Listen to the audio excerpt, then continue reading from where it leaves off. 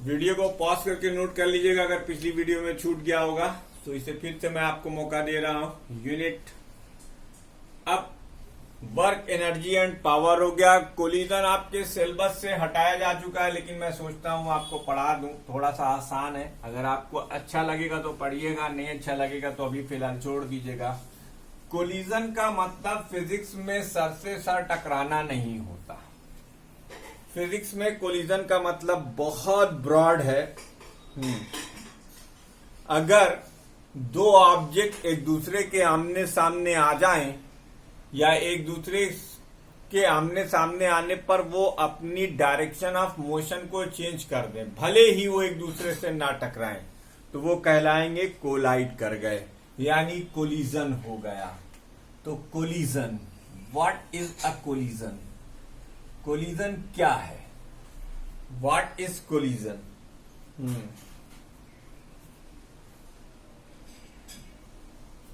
To body or particle is said to be collide. दो body या particle एक दूसरे कहलाती हैं collide when they either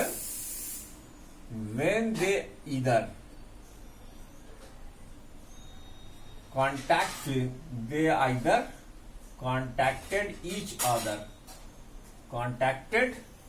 each other physically, या तो वो फिजिकली एक दूसरे को कांटेक्ट करती हो, आइदर कॉन्टैक्टेड फिजिकली और the path of the motion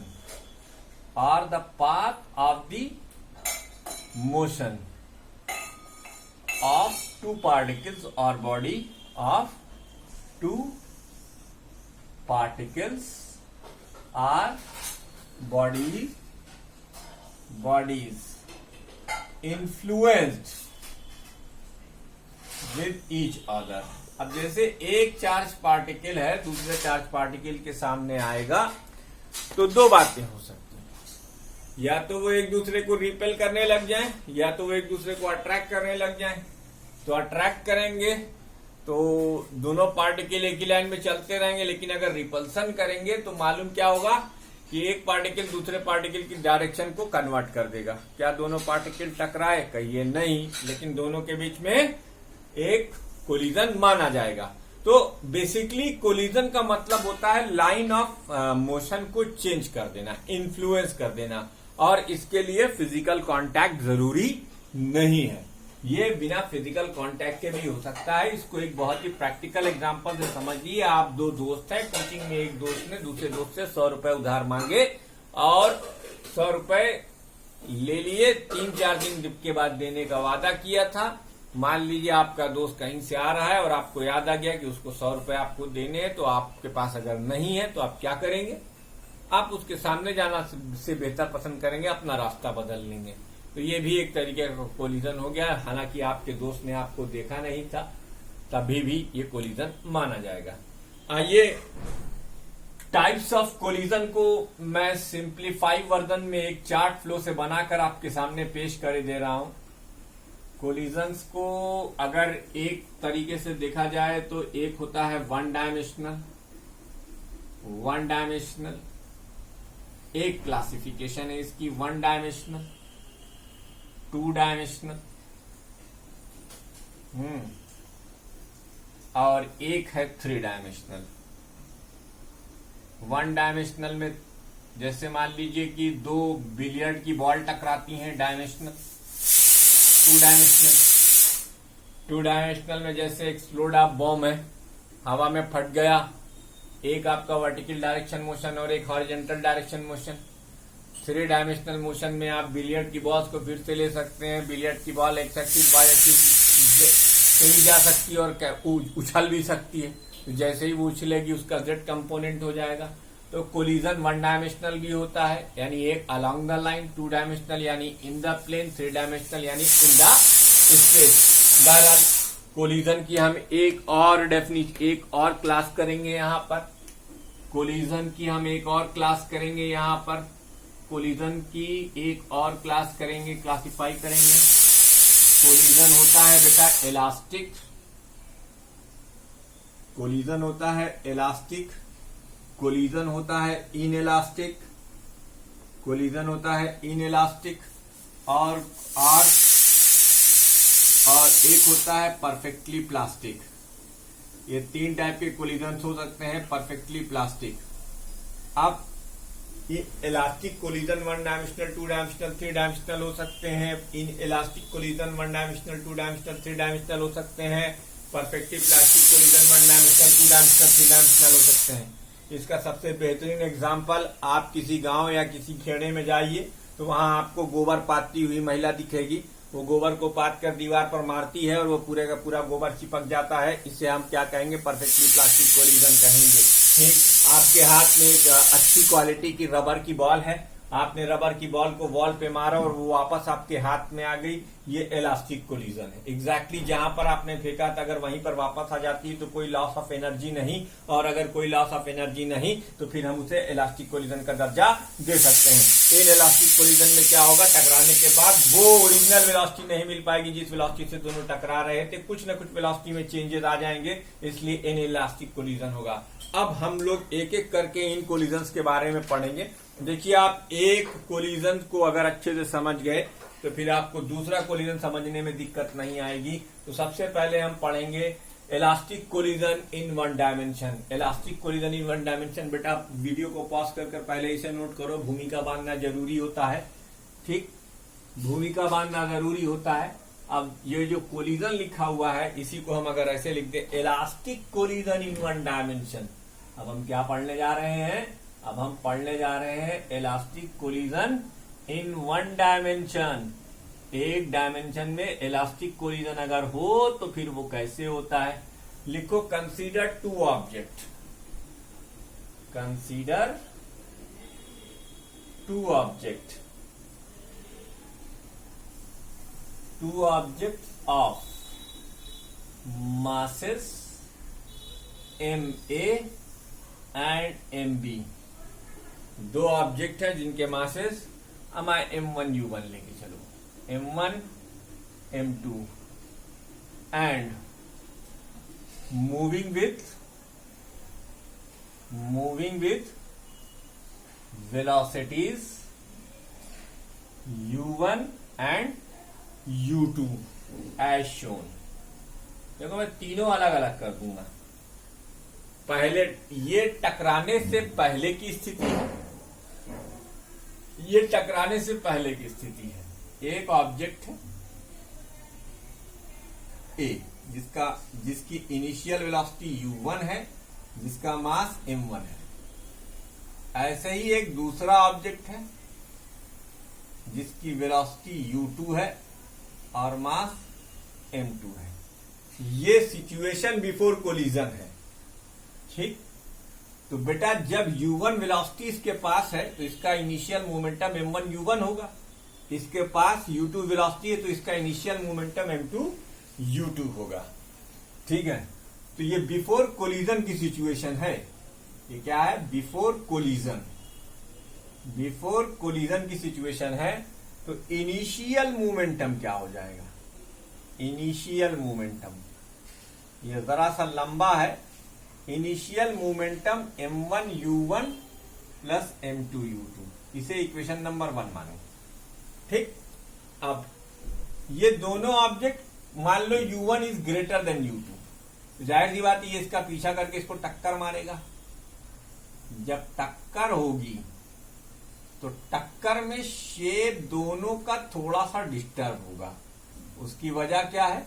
आपको याद होना चाहिए, मैंने बताया था फोर्स का एक एक्शन, डिफॉर्मिंग एक्शन। क्या? Deforming action. ये ए है और ये बी है, तो ए जो है बी को प्रेस करेगा, जिसकी वजह से देखो ये शेप में डिफॉर्मेशन आया है। यानी बी एक फोर्स एक्सपीरियंस करेगा, F force on B due to A, और एक फोर्स एक्सपीरियंस करेगा बी की वजह से, यानी ये होगा force on A due to B. ये ड्यूरिंग द कोलिजन है, ये ड्यूरिंग द कोलिजन है, यानी इम्पल्स का कॉन्सेप्ट लगेगा। बहुत कम टाइम के लिए एक दूसरे के कांटेक्ट में आएंगे और एक आइडियल सिचुएशन हम मान रहे हैं कि आफ्टर द कोलिजन ए फिर से वैसे ही चिकने घड़े की तरह चुपचाप उसी डायरेक्शन में V1 से चलता रहा और B उसी डायरेक्शन में V2 से चलता रहा। ऐसा आपने बहुत सी पिक्चर में देखा होगा कि जब हीरो और विलेन एक दूसरे का पीछा कर रहे होते हैं तो अक्सर टक्कर तो मारता है वे हीरो, पहले स्टार्ट में पकड़ने से पहले थोड़ा डायरेक्टर को सीन लंबा करना होता है, तो फिर टक्कर मारता है और टक्कर मारता है तो फिर हीरो की गाड़ी पीछे रहती है, विलेन की गाड़ी आगे रहती है, ऐसा सीन होता है। ठीक है भैया, तो इनिशियल मोमेंटम जब हमने निकाला था यहां पर, तो हम इनिशियल काइनेटिक एनर्जी भी निकाल लें भैया। इनिशियल काइनेटिक एनर्जी, ये डेरिवेशन एक बोर्ड पर नहीं हो सकता। ये हो जाएगा half m1u1 square plus half m2u2 square. ठीक, अब आफ्टर दी कोलिजन, ये क्या है, बिफोर कोलिजन। ये जो सिचुएशन हमने आपके सामने रखी, ये दो इक्वेशन बनाए, ये बिफोर कोलिजन के इक्वेशन।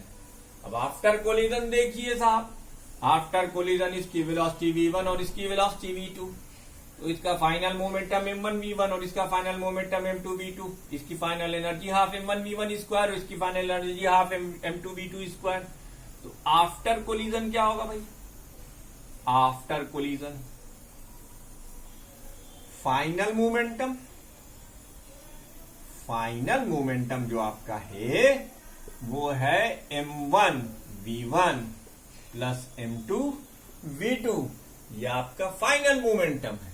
और फाइनल काइनेटिक एनर्जी क्या है भाई, final kinetic energy, final kinetic energy ये है half of m1 u1 square plus v1 square plus half of m2 v2 square.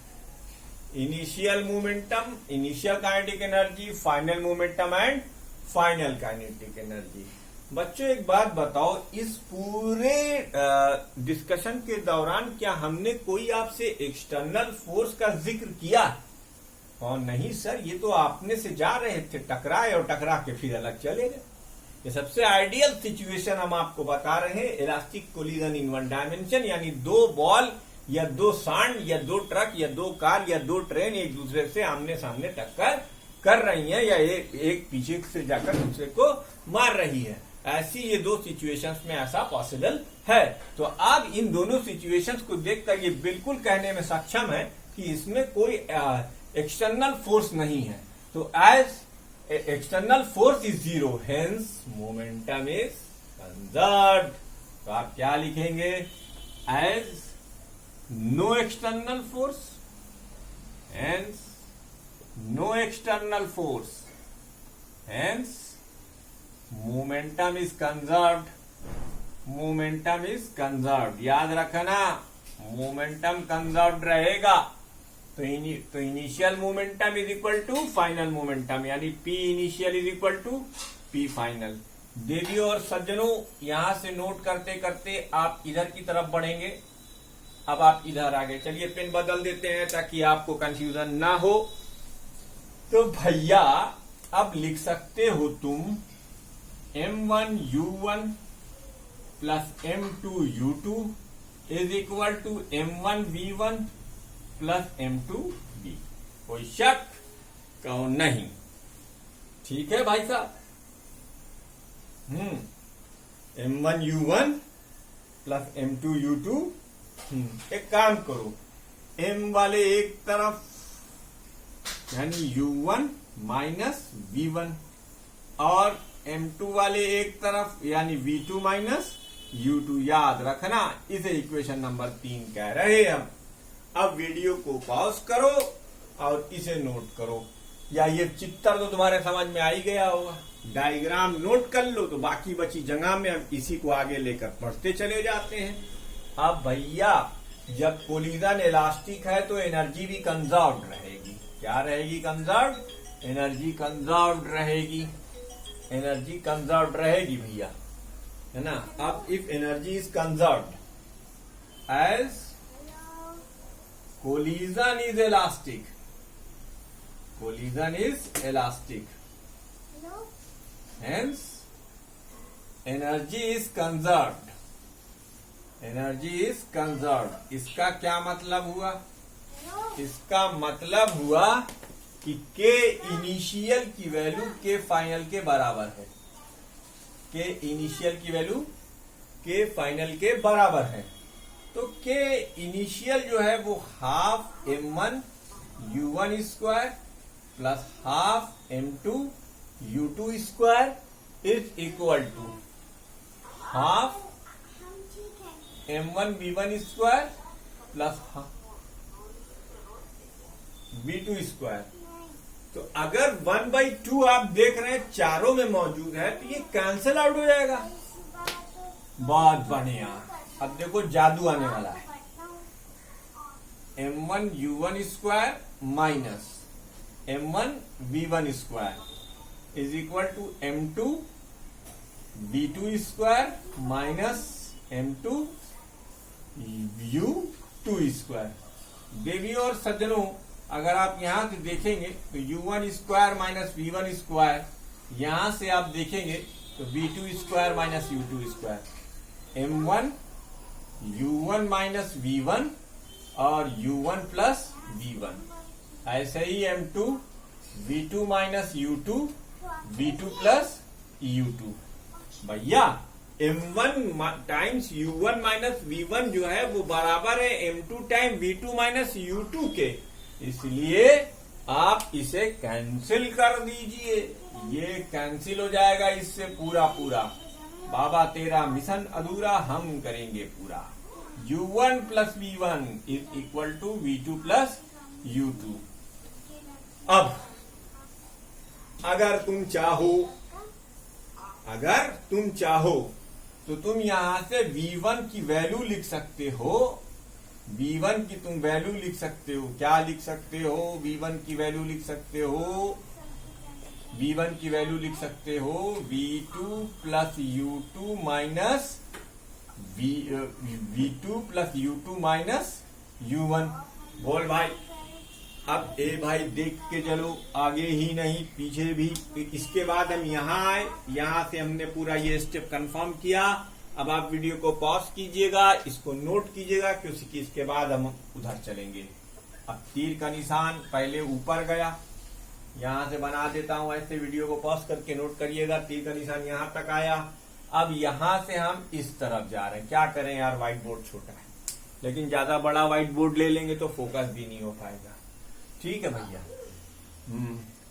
उनसे तो बेटर ही है ना जो कॉपियों पे और लिंकों से पढ़ाया करते हैं आपको। मैनुअल और प्रोजेक्ट पे ज्यादा ध्यान है, थ्योरी पे और न्यूमेरिकल पे बिल्कुल नहीं। ठीक है भाई साहब। अब आप लोग, ये अलग बात है कि हम लोगों के साथ नाइंसाफी होती है। हम ही लोग मेहनत करें और हम ही लोग आप लोग की नजर में सबसे बुरे भी हैं, क्योंकि हम लोग क्यों इतनी मेहनत करते हैं। तो या फीस जमा करते हो, हमें तनख्वाह मिलती है, इसीलिए हम कोशिश करते हैं कि जितना पैसा मिला है कम से कम उतना वापस कर दें। बहुत सीधी और साफ सी बात है। ठीक है भाई साहब, आप v1 की वैल्यू उठाइए और यहां रख दीजिए और देखिए आपको शानदार रिलेशन दिखाई देगा। m1 u1 माइनस v1 की वैल्यू आपने क्या रखी, v2 plus u2 minus u1। तो ये हो गया v2 minus u2 plus u1। चिंता करने वाली कोई बात नहीं। अब इसके यहां पर m2 v2 लिख लीजिए। क्या लिख लीजिए? m2 v2 और ये माइनस m2 u2। भैया m1 की खानदान एक तरफ कर लो, बाकी देख लिया जाएगा। m1 u1 एक तरफ कर लो, minus m1 v2 minus m1 u2 और plus m1 u1 is equal to m2 v2 minus m2 u2। तो देखो ये हो गया 2m1 u1। हमारे ये दोनों ऐड हो जाएंगे। हमको क्या निकालना है? हमको v2 निकालना है। एक्चुअली हमको क्या निकालना है? एक्सप्रेशन फॉर v2 निकालना है, क्योंकि हमने v1 के लिए सब्स्टिट्यूट करता है। एक मैं निकाल दूंगा, एक आप निकाल लेना, m1u1 हो गया। उसके बाद जितने अब v2 को छोड़कर बाकी के बचे हुए हैं सबको तुम एक साइड में रखोगे, फिर यहां लिखोगे -m1u2 और इसको भी इधर भेजो, हटाओ m2u2। अब इसको इधर ले आओ, क्योंकि कि हमको v2 चाहिए, v2 कहां हो, हाजिर हो, m2v2 और m1v2।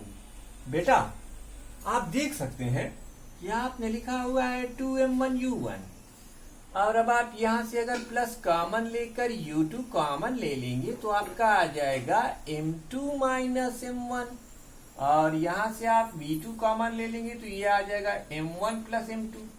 तो v2 की वैल्यू क्या हो जाएगी बेटा, v2 की वैल्यू हो जाएगी 2m1u1 upon m1 plus m2, और ये हो जाएगा m2 minus m1 upon m1 plus m2 into u2।